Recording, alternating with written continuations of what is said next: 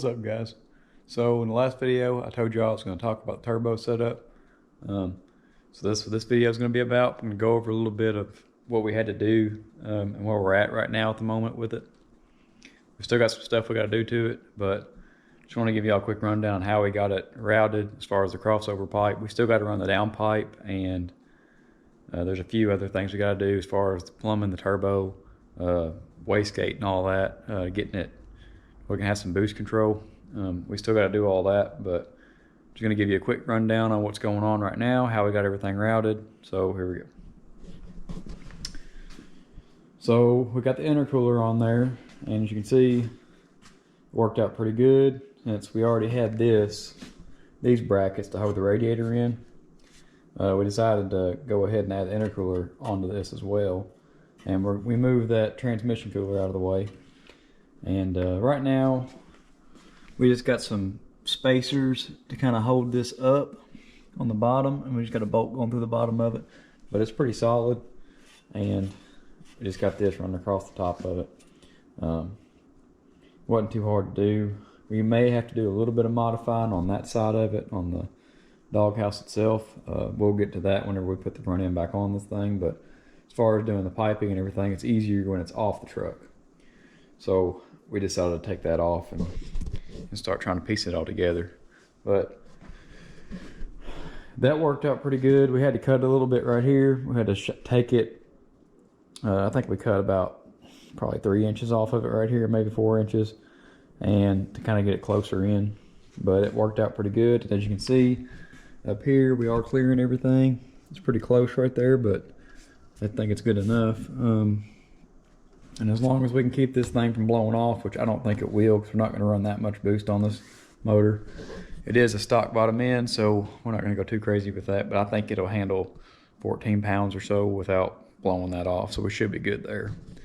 Then over here, what we're going to do with the cold side piping on this is, well, let me straighten that up. All right, you can see we got to do some modifying here. We're going to have to run a pipe from here. We already got the other section of this cut. We're just going to put a piece in the middle to kind of extend that a little bit, so that way you can have a straight shot up into that pipe. So that's almost done. We still got to do a little bit there. And this is what I was talking about with the wastegate. Remember how I said we had to weld it on there? Well, at an angle, this is what I meant. As you can see, we got a pretty good path here from the bottom one. It kind of comes over that way. The way it's coming out, it kind of flows well into this pipe. So hopefully we can have good control with that. You got to watch that. You can't put too much of a angle on that. You want it to where the exhaust flows into it well, so that way you can vent all your exhaust out easily. Because if you're going against the flow, then you're not really venting any exhaust, so the turbo is just going to spin up faster and you can't really control it. So that'll help us with that, and it'll make it easier to maintain a certain boost level. So that's what we ended up doing there, and it turned out pretty good. We got the oil drain hooked up as well, but we actually ended up just welding a bung onto the side of the oil pan down there, and that should take care of the oil drain feed. Just got to make sure it's straight down. I had some questions about that on some of the forums, and everybody was just telling me as long as it's straight down, it's okay. So that way it doesn't pull anywhere, because it's just a gravity feed basically. So hopefully that all works out good. I think it will. As far as the top part of it, I bought a VS Racing kit. It was actually called a feed and drain kit, but it did not come with a top part for the feed. Not sure why, but that plate was missing, and I went back to look at it, and they didn't really give a description of what was in that kit. So I don't know if it was supposed to have one and it didn't have one, or if it just doesn't have one anyway. But I went ahead and ordered another one anyway, so it's on the way. As soon as we get that in, we can actually plumb the top side of the oil feed for the turbo in and get that process underway. But as of right now, I don't have it, so I can't do that part of it. But next up, I think we're going to try to run the downpipe. I'll probably have another video, probably be a startup video whenever I get that done and I get the oil line on. And we'll just see how this thing sounds with the turbo on it. Hopefully it makes some pretty cool noises. But I also got to go through the tune a little bit and make sure everything's ready as far as the tune. I think I got a pretty good tune up in it, but I'm going to double check that, and I'll show you guys that whenever I do that, just so you guys can kind of have a idea of where my baseline's at with the tune and all that. And like I said, I'm not a professional when it comes to tuning. Okay, I know a little bit about it, but I really don't know a lot. Okay, so I may make a mistake, and if I do, just keep that in mind, that I'm not claiming to be a professional at this at all. I'm kind of learning as I'm going, and so I'd like to share this experience with you guys. So if I do make a mistake, you won't make the same mistake, and hopefully you can learn with me. I kind of want this to be like a learning process for everybody, not just me, because I know I like to see that kind of thing, because I'm interested in the tuning aspect of things. I know some people may not be, but if you are, I just wanted to have some form of showing what I'm doing in case somebody is interested in it.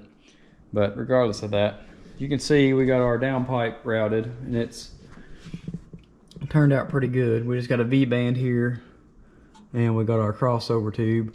We decided to go outside of the frame rail for this one because it allows us to run our downpipe just straight back, and hopefully we can go right down through that hole. I believe it's going to fit.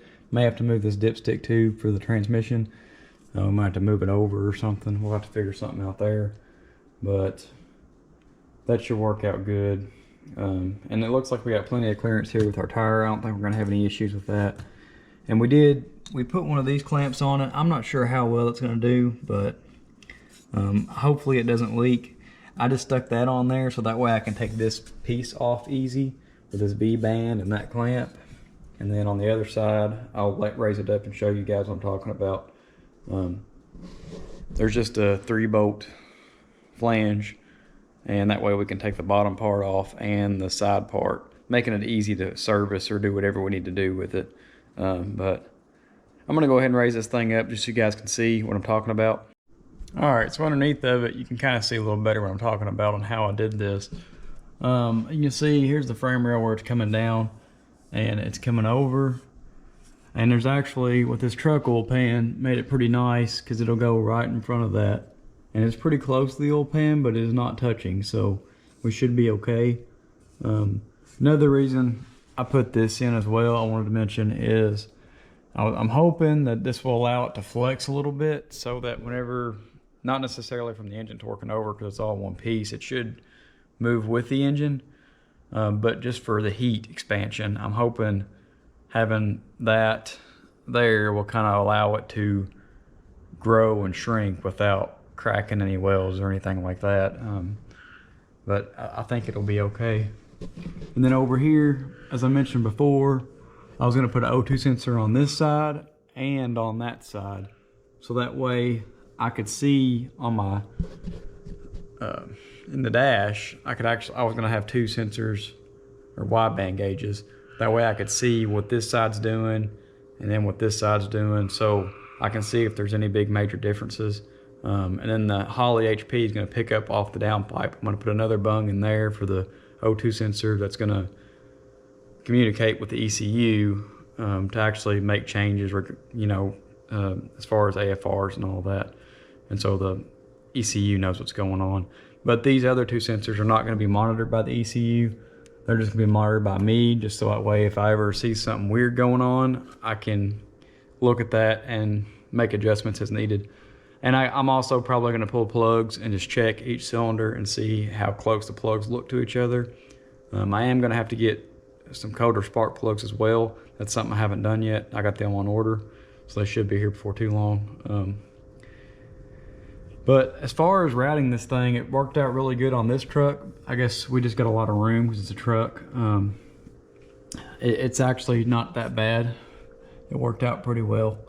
And this isn't a beautiful build, I know. It's kind of pieced together with just pieces of pipe, but it's our first turbo build, and I think it'll get the job done. That's all I really care about. This truck's not a show truck. It's just a fun street truck. So for me, it's fine. I'm not really going for glamour on this. I really don't care what it looks like. I care a little bit, but not not to the extent of I want to make everything perfect. I don't really care much about how it looks. I just want it to perform well and be fun to drive. So I'll show you down here since we're under it. This is the bung that we welded in there. It's just got like a little 45, and it goes up from here straight up to the bottom of the turbo. That should be fine. And as you can see on this side, we got this bung here. I haven't put the sensor in that one yet, but I am going to put it in there so that way we can catch both sides. We also got this knock sensor over here. I put it on this side as well. I had one previously on the other side.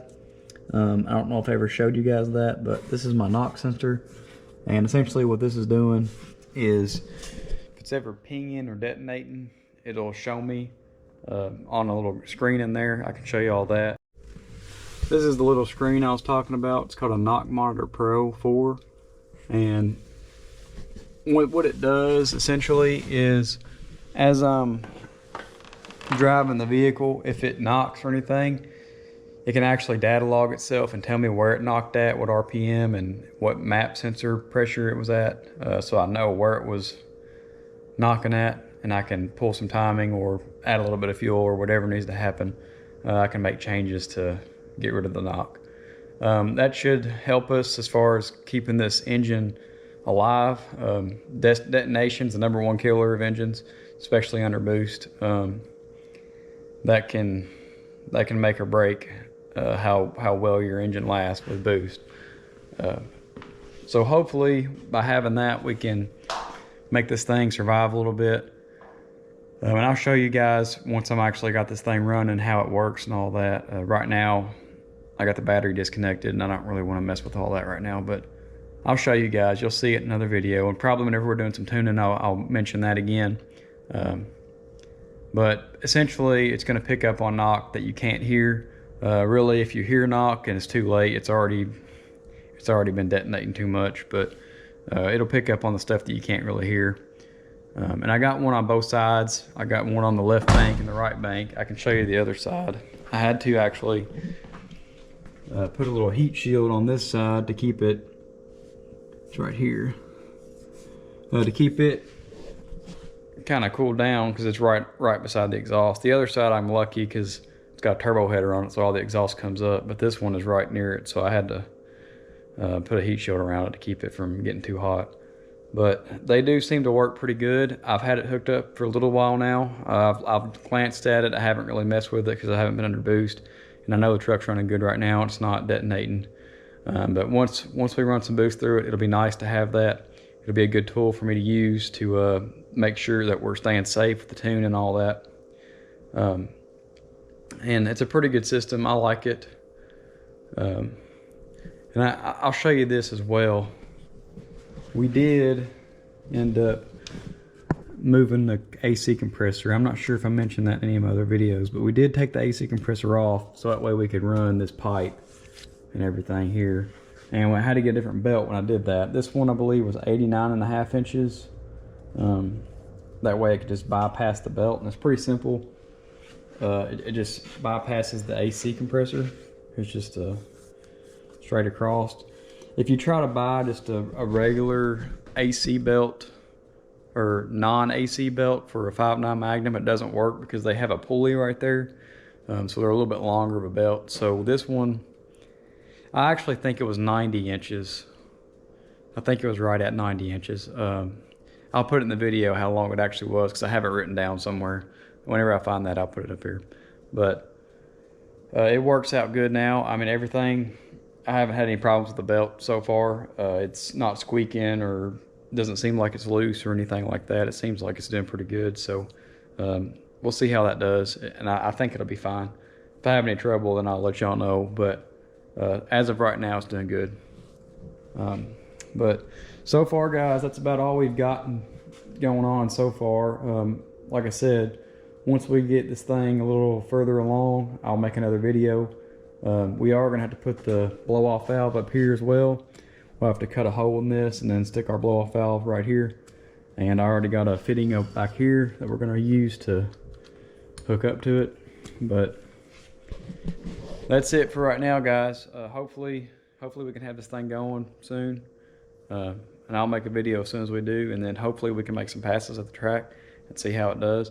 Like I said, I'm gonna have to go easy on it because this transmission is still stock, so I'm gonna have to ramp the boost in really easy, and I gotta check out all that as far as my boost control, make sure it's gonna ramp in correctly and all that. So I'll probably do some street pulls just to make sure everything's working right before we actually go to the track. And I'll try to record that as I do it, but we are gonna go over some tune logs and some tuning stuff. Hopefully here soon I can get a video out about that. It may be next week or so before I'm able to get a video on that out, because I'll be messing with this mostly, trying to get all the plumbing and everything else done. But that'll be it for this one, guys. Please like and subscribe, and if y'all have any questions, leave them in the comments and I'll try to address them as soon as I can. But thanks for watching. I'll see y'all next time.